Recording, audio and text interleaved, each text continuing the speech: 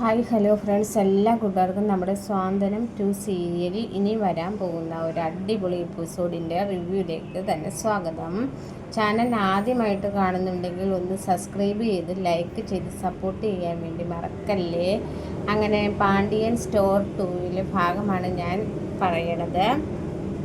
Pandian store 2 ഭാഗമാണ് ഞാൻ പറയാൻ പോകുന്നത്. കാരണം ഈ സീരിയൽ അത് തമിഴിലെ പോലെ തന്നെ അച്ചടിച്ച പോലെ തന്നെയാണ് വരുന്നത്. അതുകൊണ്ട് തന്നെ പാണ്ഡ്യൻ സ്റ്റോർ 2 കഥയാണ് ഞാൻ പറയാൻ പോകുന്നത്. അപ്പോൾ എല്ലാവരും ചാനൽ ഒന്ന് സബ്സ്ക്രൈബ് ചെയ്തിട്ട് കഥ കേൾക്കണേ. അങ്ങനെ നമ്മുടെ അനു ആണെങ്കിൽ ബാലൻ്റെ കാല് പിടിച്ച് പറയുന്നുണ്ട്, എന്നോട് ക്ഷമിക്കണേ എന്നൊക്കെ പറയുമ്പോൾ ബാലനെ ഒന്നും മിണ്ടാതെ അകത്തേക്ക് കയറി പോവുകയാണ്. ആ സമയത്ത് ദേവി പറയുന്നുണ്ട്, മോളെ അനു, നിന്നെ ഭീഷണിപ്പെടുത്തിയിട്ടാണ് ഇവൻ വിവാഹം കഴിച്ചിട്ടുണ്ടെങ്കിൽ ആ താലിമാല അവൻ്റെ മുഖത്ത് ഊരി എറിഞ്ഞിട്ട് മോള് വാ മോളെ എന്ന് പറയുകയാണ്. അത് കേട്ടിട്ട് ആര്യനും പറയുന്നുണ്ട്, അതേ മോളെ, അവൻ ബലം പ്രയോഗിച്ച് നിന്നെ വിവാഹം കഴിച്ചതാണെങ്കിൽ നീ ആ താലിമാല ഊരി ഞങ്ങളുടെ കൂടെ വാ, ഞങ്ങൾ നിന്നെ പൊന്നു പോലെ നോക്കിക്കൊള്ളാം എന്നൊക്കെ പറയുമ്പോൾ, ഇല്ല, ആരും നിർബന്ധിച്ചിട്ടല്ല, എനിക്ക് മനസ്സുകൊണ്ട് എനിക്ക് അത്രമാത്രം ഇഷ്ടമായിട്ടാണ് ഞാൻ അലോകിനെ വിവാഹം കഴിച്ചതെന്ന് പറയുകയാണ്. ഇത് കേട്ട് ബാലനും അതുപോലെ തന്നെ ഗോമതി ഞെട്ടി അനുവിൻ്റെ മുഖത്തേക്ക് നോക്കിയാണ്. അങ്ങനെ അവരെ പരസ്പര സംസാരവും കാര്യങ്ങളും ഒക്കെ ഉണ്ടാകുന്നുണ്ട് കേട്ടോ.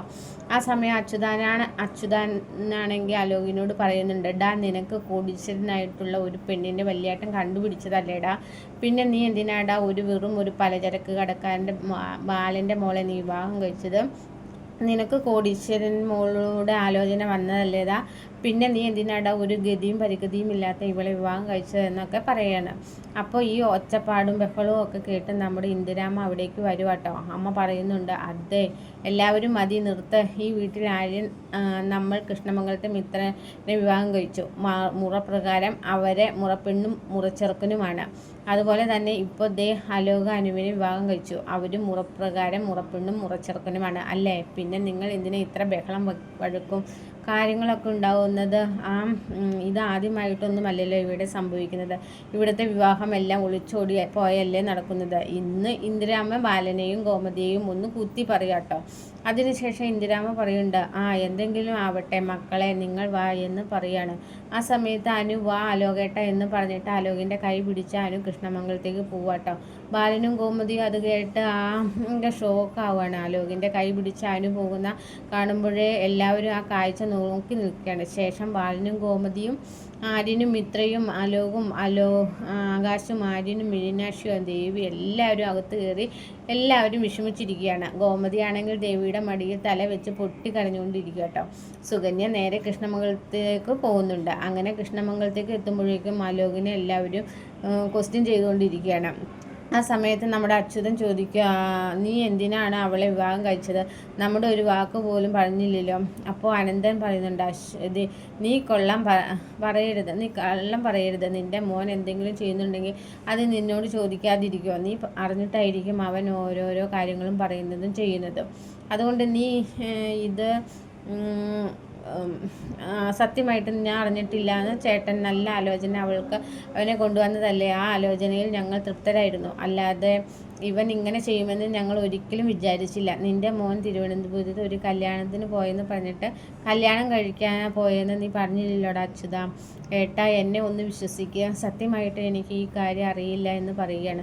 അത് കേട്ട് രാജശ്രീയും പറയണ്ട, അതെ ഏട്ടാ, ഞങ്ങൾക്ക് ഇതൊന്നും അറിയില്ല ഏട്ടാ, ഞങ്ങൾ ഇത് ഇപ്പോൾ തന്നെ അറിയണത്. ഏട്ടൻ ഞെട്ടി നിൽക്കുന്ന പോലെ തന്നെയാണ് ഞങ്ങളും ആകെ ഷോക്കായിട്ടാണ് നിൽക്കുന്നത് എന്ന് പറയണം. ആ സമയത്ത് നമ്മുടെ അനന്തൻ്റെ ഭാര്യ ഉണ്ടല്ലോ, അതായത് മിത്രയുടെ അമ്മ ചോദിക്കുന്നുണ്ട്, നമ്മുടെ അനുവിനോട്, മോളെ സത്യം പറ, നിന്നെ ഇവൻ ഭീഷണിപ്പെടുത്തിയിട്ടാണ് വിവാഹം കഴിച്ചത്? നീ നിൻ്റെ മനസ്സുകൊണ്ട് തന്നെ ഇവനെ ഭർത്താവായി സ്വീകരിച്ചിട്ടാണോ വിവാഹം കഴിച്ചതെന്ന് ചോദിക്കുകയാണ്. അത് കേട്ട അനു അലോകിനെ വിവാഹം കഴിച്ചത് അലോകും ഞാനും തമ്മിൽ 2 മാസത്തെ ബന്ധം മാത്രമേ ഉള്ളൂ. പക്ഷെ ഞാനും അലോകും അത്രമാത്രം പ്രണയത്തിൽ. അലോകാണെങ്കിൽ ഞാനില്ലാതെ ജീവിക്കാനേ പറ്റില്ല. ഒരു കുപ്പിയെടുത്ത് എന്നെ വീഡിയോ കോൾ ചെയ്തു, ഞാനില്ലാതെ ജീവിക്കാൻ പറ്റില്ല എന്ന് പറഞ്ഞിട്ട്. അതുകൊണ്ട് ഞാൻ ഇറങ്ങി വന്നത്. മാത്രമല്ല എൻ്റെ മനസ്സിലും അലോക് തന്നെയാണ്. നിങ്ങൾ ആർക്കും വിശ്വാസം ആവില്ലെന്ന് എനിക്കറിയാം. ഞാനും അലോകും എത്രമാത്രം പ്രണയിക്കുന്നുണ്ടെന്ന് ചിലപ്പോൾ നിങ്ങൾക്ക് ആർക്കും വിശ്വാസം ആവില്ലായിരിക്കും. പക്ഷെ അതിനുള്ള തെളിവ് അലോകിൻ്റെ ഫോണിൽ തന്നെയുണ്ട്. അലോക് ആ ഫോൺ താ എന്ന് പറഞ്ഞിട്ട് ഫോൺ വാങ്ങിക്കുകയാണ്. ആ ഫോൺ ലോക്ക് കഴിഞ്ഞിട്ട് നമ്മുടെ അനുവും തമ്മിലുള്ള AI ഫോട്ടോസ് ഉണ്ടാക്കിയിട്ടുണ്ടിരുന്നില്ലേ, ആ ഫേക്ക് ആയിട്ടുള്ള ഫോട്ടോസ്, ആ ഫോട്ടോസ് എല്ലാം തന്നെ അച്യുതനെ, അനന്തിനെ, അമ്മൂമ്മയ്ക്കും അതുപോലെ തന്നെ രാജശ്രീക്കും എല്ലാവർക്കും കാണിച്ചു കൊടുക്കുക കേട്ടോ. എന്നിട്ട് പറയുന്നുണ്ട്, കണ്ടില്ലേ ഞാനും അലോക് ഇത്രയും ഡീപ്പാണ് എന്ന് പറയുകയാണ്. ആ ഫോട്ടോസ് കാണുമ്പോൾ അനന്തിനും അച്യുതനും വരെ നാണമില്ലാത്തവൻ, ഹോട്ടൽ റൂമിൽ പോലും പോയി നിങ്ങൾ റൂം എടുത്തിട്ടുണ്ടായിരുന്നല്ലേ എന്ന് പറയുമ്പോഴേക്കും അനു അതെ, നമ്മളെ കറങ്ങാത്ത സ്ഥലമൊന്നുമില്ല, അത്രയ്ക്കും ഞങ്ങൾ ഡീപ്പാണ്, അലോകിനെ ഞാനില്ലാതെ പറ്റില്ല, എനിക്ക് അങ്ങനെ തന്നെയാണ്, അതുകൊണ്ട് ഇനി ആരും അലോകിനെ കുറ്റം പറയില്ലേ, ഞാനും അലോകും അത്രമാത്രം സിൻസിയറായിട്ടാണ് പ്രണയിക്കുന്നത് എന്നൊക്കെ അനു നാടകം കളിക്കുക കേട്ടോ. ഇതൊക്കെ കേട്ട് അലോകിന് അനുവിൻ്റെ മുഖത്തേക്ക് നോക്കുകയാണ്. അനു ആണെങ്കിൽ അലോകിനെ നോക്കുന്നുണ്ട്.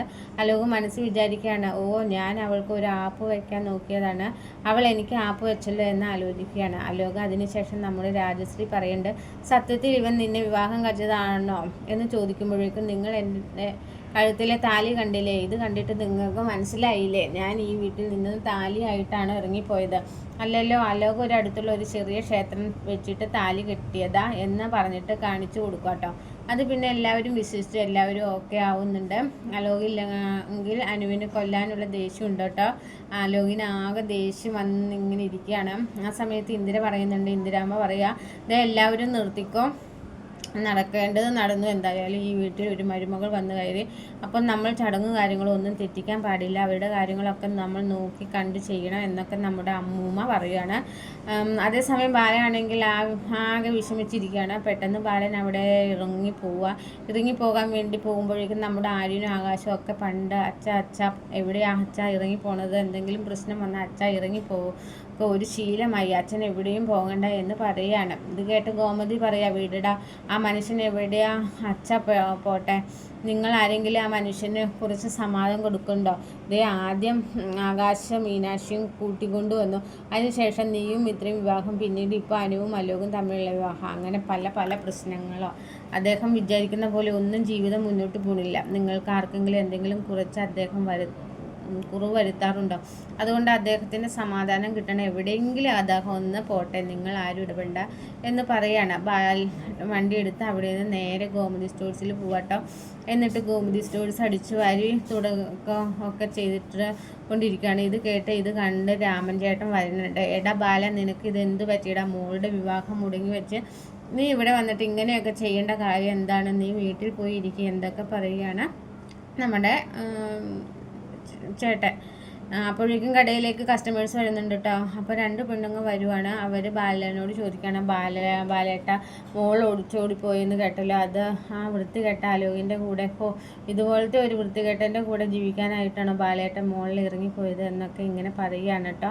കസ്റ്റമേഴ്സ് വന്നിട്ടോ, ആൾക്കാർക്ക് എന്തെങ്കിലും കേൾക്കാനിരിക്കുകയാണല്ലോ, അത് കൊണ്ട് പിടിച്ച് നടക്കാൻ. ഇത് കേട്ട് രാമേട്ടൻ പറയാം, നിങ്ങൾ സാധനം മേടിക്കാൻ വന്നതാണോ അല്ലയോ ബാലിനെ കുറ്റപ്പെടുത്താൻ വന്നതാണോ എന്ന് ചോദിക്കാം.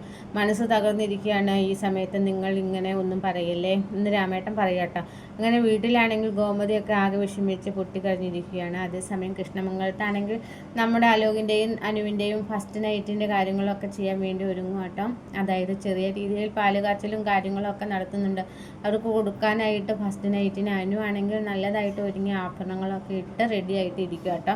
അപ്പോൾ അലോകാണെങ്കിൽ നിൻ്റെ മരണം എൻ്റെ കൈ കൊണ്ടായിരിക്കൂടി എന്നൊക്കെ പറഞ്ഞ് ഭീഷണിപ്പെടുത്തിയിട്ടുണ്ട്. അവിടെ നിന്ന് പോവുകയാണ്.